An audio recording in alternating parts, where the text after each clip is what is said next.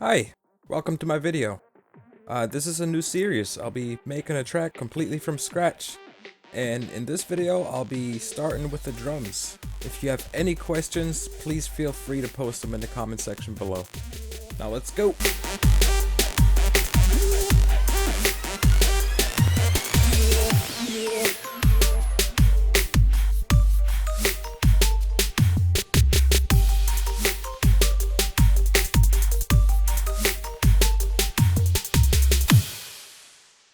First and foremost, it's important that you pick the right sounds. It's really hard to make bad sounds sound good. I'm gonna look for a good kick and a good snare that will sound decent together.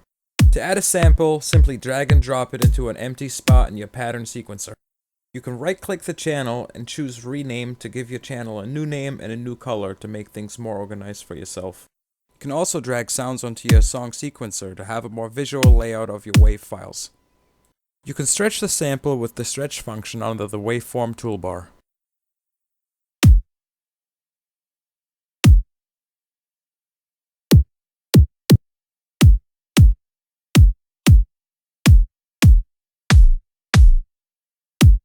You can also draw MIDI notes in the piano roll view and sequence your drums like this. And as a third option, you can use these drum pads.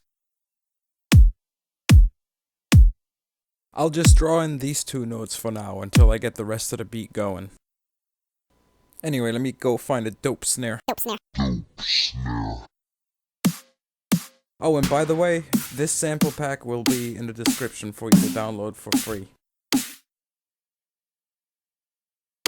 And yet again, I'm gonna name and recolor this channel, just to make things organized, I guess.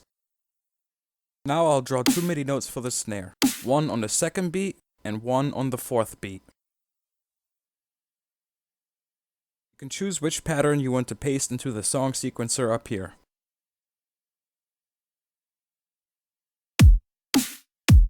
Now I'm gonna look for some hi-hats. All I really need is one closed hi-hat and one open hi-hat. You can go crazy with it if you really want, but for the tutorial's sake, I'll keep it simple. I'm gonna go ahead and use the piano roll again to create my hi-hat loop.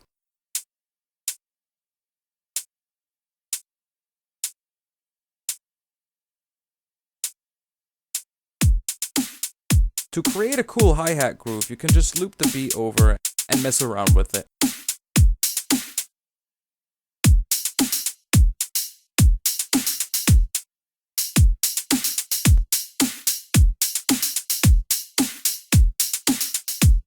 These volume knobs here can serve as a great tool for leveling out your mix before you send it out into the mixer. You can even mess around with a subtle amount of swing. It'll definitely add a different feel to your hi-hats, as it'll kind of place them off to the side a little bit without you having to do the dirty work. These levels down here can be changed to velocity, panning, and pitch, and can definitely add to the groove if you use them right.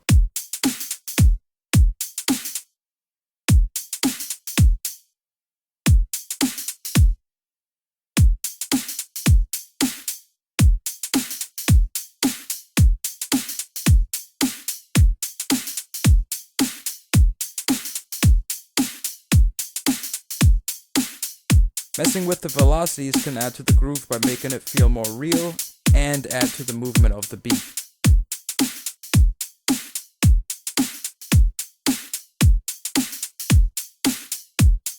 Having the same sound coming at you at the same volume all the time can tend to sound a little robotic, unless that's what you're going for, of course.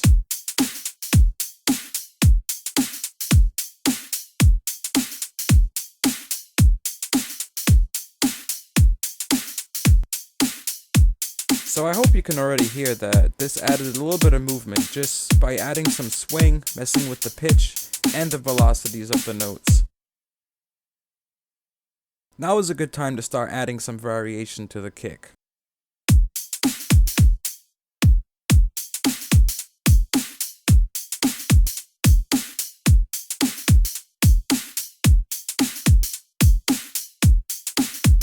Of course, we can add some fills later on once we have all kinds of different elements and we know how the track is going to evolve over time.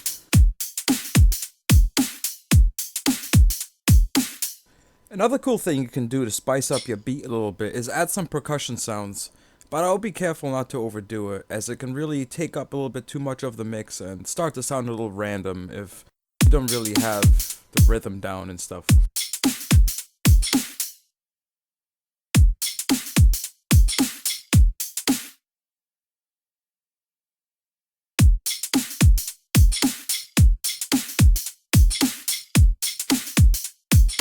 Clicking this little drop down menu and selecting Make Unique will make this track unique, and any edits to it will not affect any other patterns. I'll only add one more percussion sound to where I think it should go.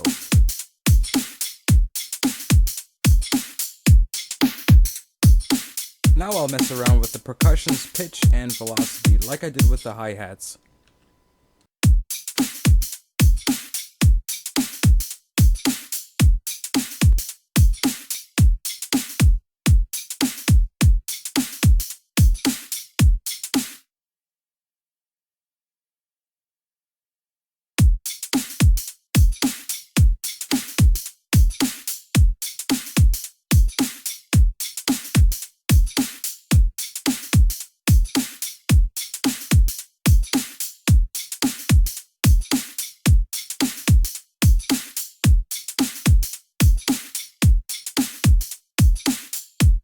These centered knobs over here represent the overall panning for the individual channels, not the individual notes.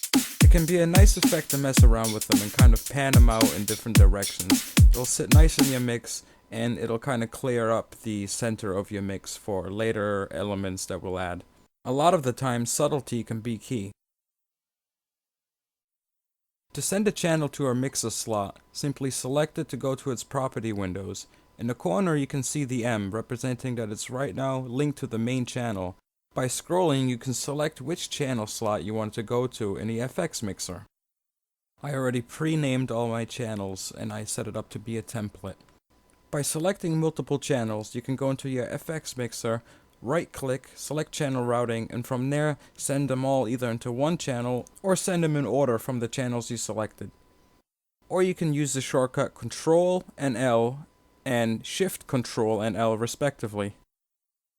Now you have a much clearer overview of where all your dB levels are. At this point it can be a good idea to already make sure that your mix sounds even just with the drums and that things aren't really jumping out into your ears. A good way to do that is to turn everything but your kick down and then bring your kick to about -12 decibels, giving you enough room for later add-ons like synths and stuff. Then slowly start bringing up the other elements and make sure that they're not overpowering the kick, since the kick is probably going to be driving the rest. It's not a rule, but it's always better to have more room to still be able to turn things up rather than having to go ahead and just start turning shit down without being able to control it. This way you'll be able to kind of slightly bring things up when need be. This is the stereo knob. When mixing, picture it like a 3D image. You can have things that are on the side, you can have things that feel like they're behind you, and you can have things that are in the middle, which are typically your drum elements and your bottom end elements like a bass and such. Keep this in mind that this doesn't work with sounds that have no stereo information. If a sound is centered, this knob will not make it stereo unless you either delay the left and right channel by a little bit or put something like a chorus on it, which usually has a stereo widener. You can find a good plugin, which is free, somewhere on Google called Widemouth. It'll actually delay the channels and therefore make a mono sound stereo by spreading it out afterwards. Thanks for sticking around if you're still watching. If you want to keep up with this series, then why don't you go ahead and please subscribe, because I'll be uploading weekly with bass tutorials in between. And while you wait, you can check out some of these videos. Have a good one!